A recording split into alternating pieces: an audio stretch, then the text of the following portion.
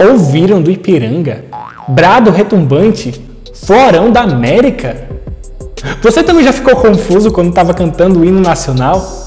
O nosso hino, ele é um dos hinos mais bonitos. Ele reflete muito sobre a nossa história e sobre os nossos valores. Mas ele é bem complicadinho de entender, não é? Eu sou o professor William e na aula de hoje nós vamos entender um pouco mais sobre o significado do hino nacional brasileiro. Se você quiser saber de tudo, vem comigo.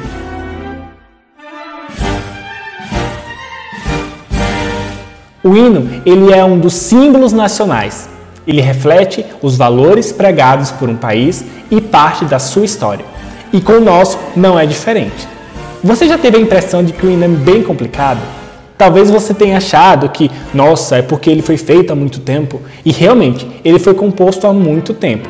Mas ele é difícil de propósito. Ele foi composto por Joaquim Osório Duque Estrada, que fazia parte da escola literária do parnasianismo.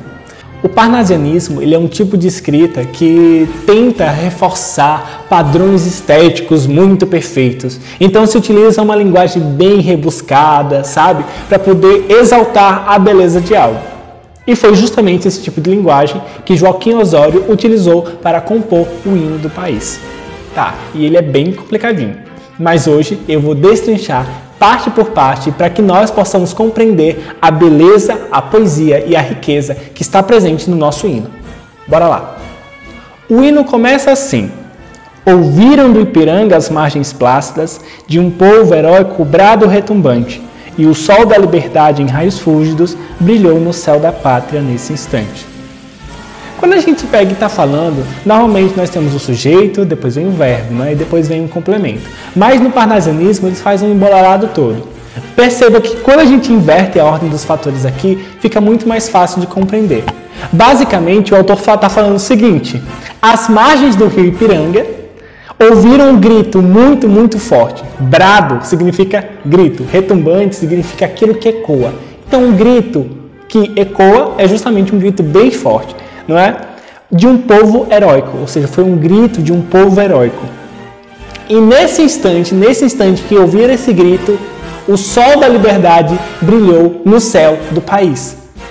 Ele está fazendo uma referência quando Dom Pedro I, às margens do rio Ipiranga, ele proclamou a independência. Se o penhor dessa igualdade conseguimos conquistar com braço forte, em teu seio, ó liberdade, desafia o nosso peito à própria morte. Ele basicamente está dizendo o seguinte: se nós conseguimos conquistar a garantia da igualdade com braço forte, ou seja, com muita luta, nós desafiamos até a própria morte, em nome da liberdade. Porque aqui ele está exaltando um dos valores, né, um dos princípios que vai reger o país, a liberdade. O Brasil agora é um país independente. A igualdade e a liberdade são valores que devem ser defendidos por todos os brasileiros. E que, em nome da liberdade, nós enfrentamos até a morte. Ó pátria amada, idolatrada, salve, salve! Ele está dizendo o seguinte: vive o Brasil, o país que eu tanto amo, o país que eu tanto gosto. Brasil, um sonho intenso, um raio vívido, de amor e de esperança a terra desce. Se em teu formoso céu risonho e límpido, a imagem do cruzeiro resplandece. Mais uma vez, ele fica invertendo a ordem, né, das palavras, o que dificulta a compreensão. Mas basicamente ele está falando o seguinte, né? No final ele fala sobre o cruzeiro resplandece, a imagem do cruzeiro resplandece. Esse cruzeiro é a constelação do Cruzeiro do Sul. Então ele está dizendo o seguinte: quando eu consigo ver, né, a constelação do Cruzeiro do Sul no céu do Brasil, que é tão limpo, que é tão risonho, é como se um raio de amor e de esperança iluminasse e caísse sobre a terra.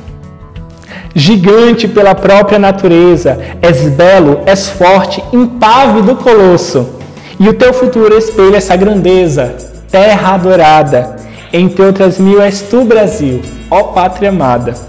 Basicamente ele está falando o seguinte: nós somos grandes, nós somos gigantes. O povo brasileiro, ele é grande, gigante.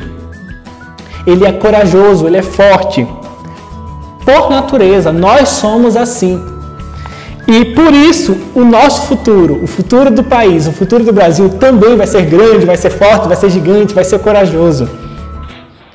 O Brasil é o lugar que eu mais amo, né? Ó terra adorada, entre outras mil, és tu, Brasil, ó pátria amada, o país que eu mais amo, o país que eu mais gosto. E por fim, ó, dos filhos desse solo és mãe gentil, pátria amada, Brasil. Então, o Brasil é o país, né? Como se fosse uma mãe que acolhe os seus filhos com gentileza, com amor, com caridade. No primeiro momento, né, na primeira parte do hino, que o hino é dividido em duas partes, nós vemos que o autor, né, Joaquim Osório, ele vai pegar e exaltar a independência, o valor da liberdade do país, certo? O valor da liberdade do Brasil. E na segunda parte ele já começa exaltando as nossas riquezas naturais, sendo o Brasil um país diferenciado. Ele começa da seguinte forma: deitado eternamente em berço esplêndido, ao som do mar e à luz do céu profundo, fulguras, ó Brasil, florão da América, iluminado ao sol do novo mundo. Do que a terra mais garrida, teus risonhos lindos campos têm mais flores, nossos bosques têm mais vida, nossa vida no teu seio mais amores. Então ele está falando o seguinte, que o Brasil ele fica em um ótimo lugar da terra, ele fica em um lugar abençoado, né, na terra. Ele fala, ó, Brasil, florão, né, fulguras ao Brasil, florão da América. O Brasil fica no continente americano, ele é a joia, ele é o tesouro do continente americano, né? Ele é o tesouro da América. Porque a terra mais garrida, ou seja, a nossa terra ela é enfeitada, ela é bela. Por quê? Porque os nossos campos são cheios de flores, os nossos bosques são cheios de vida. E a nossa vida no teu seio mais amores, ou seja, quem nasce no Brasil tem mais amor. Por quê? Porque nasceu aqui. Ó pátria amada e idolatrada, salve, salve, né? Viva o Brasil, o país que eu mais amo, o país que eu mais adoro. Brasil, de amor eterno seja símbolo, o lábaro que ostentas estrelado, e diga o verde louro desta flâmula, paz no futuro e glória no passado. Ele está falando o seguinte, que o lábaro que ostentas estrelado, lábaro é bandeira, é uma bandeira, né? Tanto lábaro quanto flâmula. Ele está dizendo que o lábaro que ostentas estrelado, a nossa bandeira, né?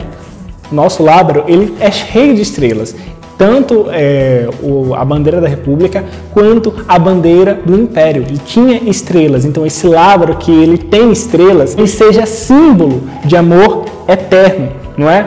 Que o verde louro, né? O verde e o amarelo, que são as cores do nosso país, que são as cores da nossa bandeira, eles sejam sinais de paz no futuro, paz vindoura e glória do nosso passado, certo? Vitória para tudo aquilo que passou. Aí segue dizendo, mas se ergues da justiça a clava forte, verás que um filho teu não foge à luta, nem teme quem te adora a própria morte. Ele está dizendo o seguinte, que nenhum brasileiro, ele fugirá da luta pela justiça. E que se for preciso, ele morrerá para defender esse valor, para defender a sua pátria, para defender a justiça. E aí ele continua, terra adorada, entre outras mil, és tu, Brasil, a pátria amada, dos filhos desse solo, és mãe gentil, pátria amada, Brasil. Então, gente, esse foi o hino nacional traduzido aqui para vocês. Espero que vocês tenham gostado. O nosso hino, ele reflete o posicionamento e as virtudes que o povo brasileiro deve ter. É um povo que é unido, que é grande, que é virtuoso e luta principalmente contra a injustiça e a favor da liberdade. Eu sou o professor William e eu fico por aqui. Espero que vocês tenham gostado e que a partir de hoje a gente possa admirar cada vez mais a poesia que existe no nosso hino. Até mais, pessoal!